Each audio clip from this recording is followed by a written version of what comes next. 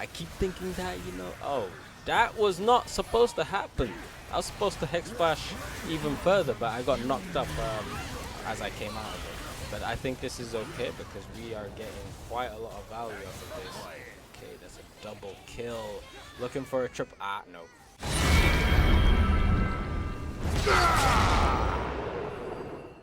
YouTube, welcome back. I got you another video on schedule, actually. But I do need to make it a bit more quick because I am running low on time. I'm trying to make sure that it's uploaded at 11. So anyways, we are playing up against Nar, if I'm not mistaken. As you probably know, not one of my favorite matchups because of the range and the range difference. True. However, there's something I kind of realized, and that is when playing against something unconventional like range top, you need to come up with unconventional strategies. So, as well as paying attention to what was available to me, which was a kill, I went ahead and looked at my rune page and was like, let me change this up a little bit. So we got Hexflash with Airy, got some movement speed to get onto him, maybe some gap closures to also get onto him and actually, risk his HP bar. I want the range top to suffer in terms of he will his health is at risk because I'm around. I could be in the bushes. I could ghost at him with a Nimbus. I could hex flash over the from one bush to the other bush. There are things that I can do, and it involves me getting into way too close of range up against him, and there's not really much he's gonna be like discombobulated. I'm not really used to Darius being on top of me because that's kind of what I'm trying to go for, which is why as you can see, just doing everything I can to put the pressure on. Now, I was really hoping that Airy would finish him off, but it leaves him with very, very low HP. Could have been a beautiful first kill, but it's fine. Regardless of that, let's see exactly how this plays out. I did want to talk about my items and stuff like that, but in terms of like items and runes, honestly speaking, especially at this stage and at this point, I just don't know. Sometimes I think I need some armor, sometimes I'm looking for HP, sometimes I'm looking for damage. Realistically speaking, I don't know, man. I mean, I think you can get away with building a lot. Oh, we have a boulder gank. This is something. Yeah, there we go. You deserve that for picking a range top. I 100% like what I see. This is 100% good, deserved. Now I'm looking for a recall. However, if I'm not mistaken, Nar is tanking a full wave and getting too close to this. That's what I'm looking for. Okay. This could actually be a kill. I don't know if Ghost was necessary. I'm not too sure, but it ended up going through. So good on me for that. But yeah, the point I was trying to make is I don't know, man. I don't really know what to build because especially like my match history, it just looks like it's insane. Sometimes I'm building this item, sometimes I'm not building this item. And people that might think, oh, with all your experience in Darius, it's probably because you know when to build this and when to not. Really, not exactly. It's just trial and error. And another thing I want to point out before I got interrupted was I think you can get away with a lot more if you're not getting camped 24/7, 365 until death do you part. I've never seen a Nar proxy before, but this is the first time, and I can see why Nar doesn't proxy. At least early game anyway. He doesn't have the tools to clear the wave that quickly. But I don't really complain. I just see the opportunity and take it. This is solo queue. When you see an opportunity, you must take it. One way or the other. Oh, that's very unfortunate. So my, as you can see, my Volibear and Rakan died. They were dying around here and bringing these goons all the way to the top lane. That's not good for me yet. I ended up having to burn Flash and almost get. I was supposed to get a plate, but with 4 champions going top lane, I had to I had to back off early and drop flash. Not good for me. It seems as if the Vi is... Oh, that is very annoying. Yeah, Vi was covering for Nar being missing, I think. And I saw a control ward there, so I wanted to take it.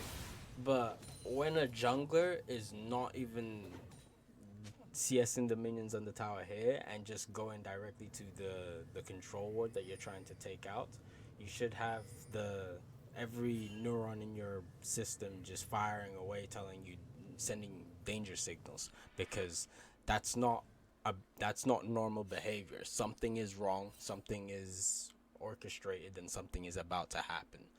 So I should have just left the control ward. It was the least protected ward in EU West, so I should have treated it as such. Deleting that ward would have deleted my hatred bar, and that's exactly what happened. I just didn't predict that was gonna happen, which I should have. Well, fortunately, I managed to take out the first tower. Nar went mid lane to put some pressure onto the Volibear, I believe. Volibear and Talia, but Talia actually managed to get out. This is it's a trade.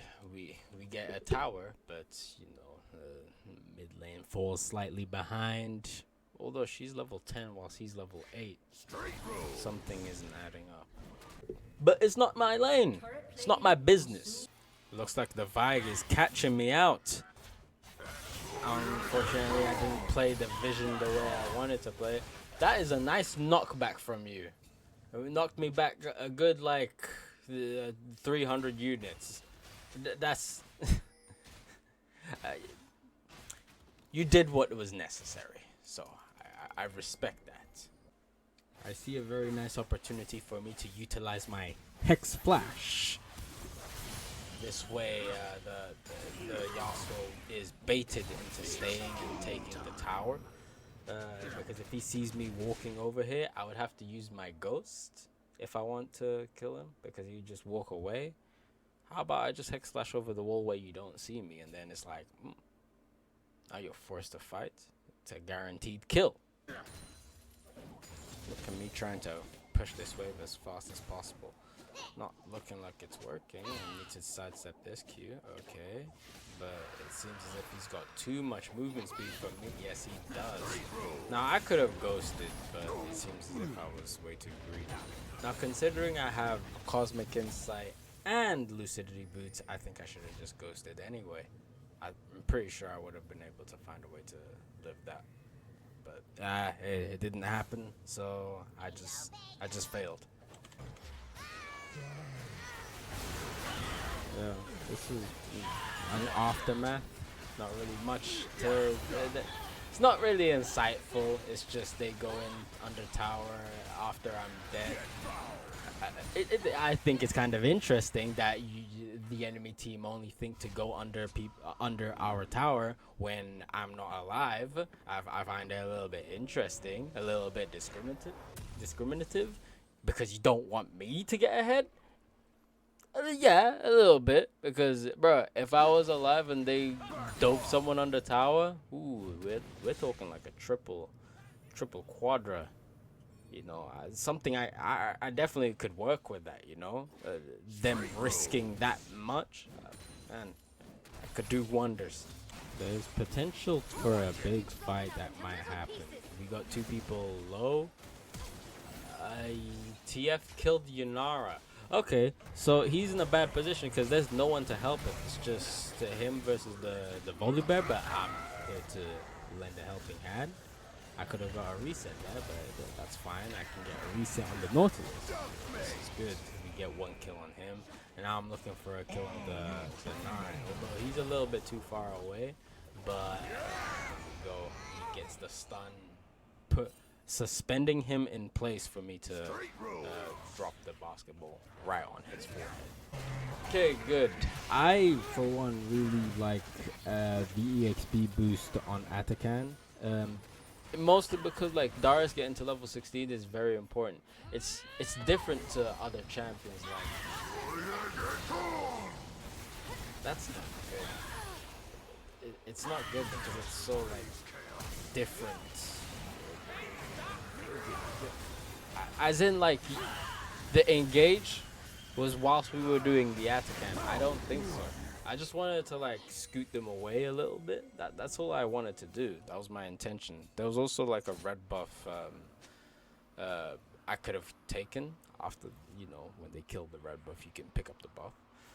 There was that. That was really my intention. That's not really what happened. But what I was saying about the level 16 thing is, like, for example, Yasuo hitting 16 isn't the same as Darius hitting 16. Darius hitting 16 is like Caston hitting 16, like Kale hitting 16. That 1,100, 1,200 R damage, that's that's a big spike. I can't lie to you. One habit I do have, it's a little bit of a bad one. I do ramble and I do talk maybe a little bit too much in these post-game commentaries when I should be talking about what's actually taking place, not really what I think. But, you know, I keep thinking that, you know, oh, that was not supposed to happen. I was supposed to Hexflash even further, but I got knocked up as I came out of it. But I think this is okay because we are getting quite a lot of value off of this. Okay, that's a double kill. Looking for a triple. Ah, no. But that's actually a good thing. If I'm doing well and my team is doing well, then mission successful, in my honest and humble opinion. They're looking for endgame. I believe they are. This is a kill on the Northeast. I could have got a reset, but it didn't actually happen. Okay, you don't have to cancel the R, bro.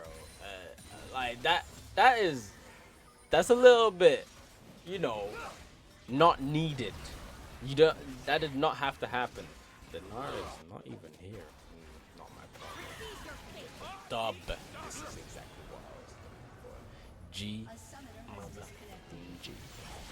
Now, as good as this match was, it was actually it was an evolution off of 3 losses, actually. You see, in this first loss, I kind of had a harsh lesson that Hullbreaker and Starax combined is not enough stats. I actually ended up losing to a Renekton. He's not even a Renekton main.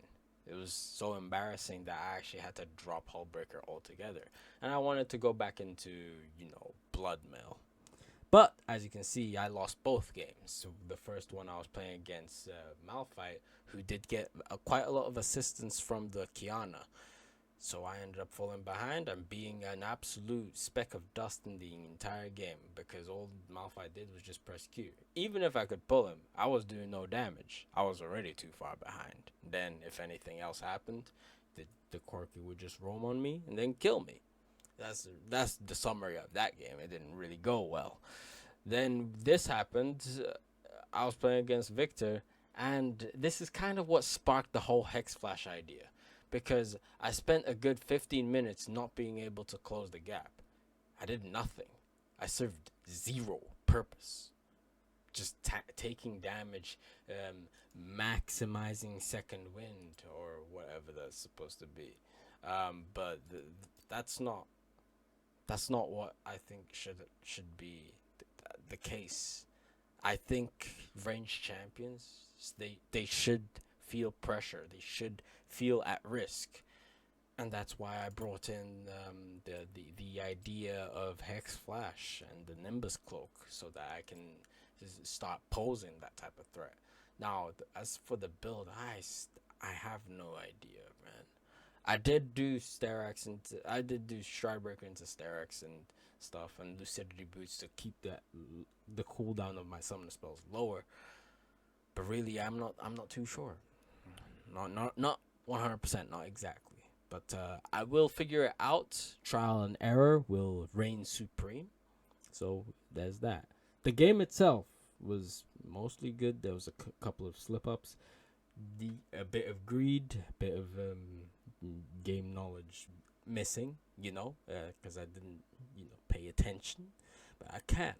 And that's what's important. Anyways, thank you for watching the video. Do the YouTube visuals, like, comment, subscribe, share the video, and watch more videos. Anyways, that's it from me. All my links are down in the description below. Have a nice rest of your day, and wait. I just wanna, just because I like this thing, and peace, peace late.